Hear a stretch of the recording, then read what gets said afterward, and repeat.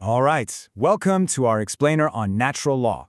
This is designed to give you everything, and I mean everything, you need to absolutely smash your A-level religious studies revision. We're going to break this huge topic down into clear, manageable chunks. Okay, let's dive right in. We'll start with the big picture. What even is natural law? Then we'll unpack its core principles, meet the key thinkers you need to know, and finally, we'll weigh up whether it's a helpful or unhelpful theory. And that last part? That's going to be absolutely key for hitting those big evaluation marks in your exam. So, first things first, before we get lost in the details, where does natural law even fit on the big map of ethical theories? It's super important to get our bearings right from the get-go. At its core, natural law is an absolutist theory. What does that mean? Well, it means the moral rules are fixed. They're universal. They're the same for everyone, everywhere, no exceptions. It's also mainly deontological, which means we're focusing on the action itself. Is it right or wrong in and of itself, not on the consequences or the outcome? The whole theory is basically built on this one massive idea from ancient Greece, telos. It's the idea that everything, and I mean everything, has a purpose, an end, or an aim. So for a knife, its telos is to cut. Simple enough. But for us humans, well, Aquinas would say our telos is something way, way bigger. And you can see the history right here. The whole idea of telos started way back with Greek thinkers like Aristotle.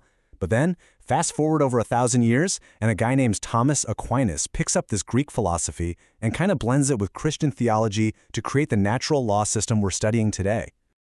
All right, so let's get into the nitty-gritty. What's the actual blueprint? How did Aquinas build this whole ethical system? What are the rules of the game? It all kicks off with this one guiding principle, the synderesis rule. Aquinas basically said that, deep down, we're all hardwired with a rational desire to do good things and avoid bad things. It's like our moral starting point. Now, from that one simple rule, Aquinas uses reason to work out these 5 primary precepts. Think of these as the absolute universal goals that help all of us humans achieve our ultimate telos.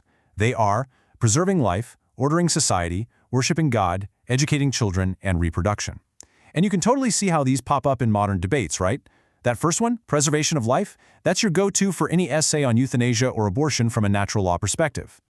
So, here's the really crucial bit. How do we get from these massive general ideas to actual real-life rules?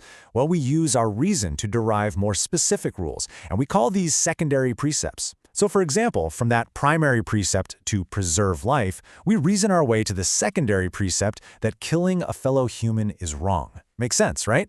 Aquinas also had this idea of a 4-tiered system of law, kind of like a pyramid. At the very top, you've got the eternal law. That's God's master plan for the universe, something we can't fully grasp. Below that is divine law, which is God's law as it's revealed in the Bible. Then you have natural law, the moral code we can figure out for ourselves just by using reason. And right at the bottom is human law, everyday laws, which ideally should always line up with natural law. All right, so we've got the structure down. Now let's talk about the people, the key voices who not only built this theory, but also, and this is just as important, challenged it. The main architect, of course, is the man himself, Thomas Aquinas. He's the one who took Aristotle's idea of telos and gave it that Christian twist. He believed our ultimate purpose is to achieve eudaimonia, which is just a fancy Greek word for human flourishing or living your best life, really, by using our God-given reason to live a good life. But, and this is a huge but, centuries later, this whole idea of a fixed purpose gets completely torn down. Enter Jean-Paul Sartre, the existentialist philosopher. He just threw that whole idea out the window. He famously argued, existence precedes essence. In other words, we're born as blank slates, and it is totally up to us to freely choose and create our own purpose in life. Okay, evaluation time. Is natural law actually a helpful guide for how to live? This is where you're going to get those top-tier AO2 marks, so let's really dig into the arguments. So on the pro side, people who love it say it gives us some much-needed clarity. Having absolute fixed moral rules gives you a solid foundation for making judgments. Plus, it really puts a high value on human reason, and you can argue it's the foundation for our modern ideas about universal human rights. However, the critics have some pretty heavy arguments against it. A lot of people say it's just way too rigid, too black and white for our complicated world. It also gets accused of committing the naturalistic fallacy, that's a big one, which is the mistake of thinking that just because something is natural, it ought to be good. And of course, the whole idea of a single human purpose clashes with modern science, like the theory of evolution. Okay, here's an absolute gem for your evaluation paragraphs.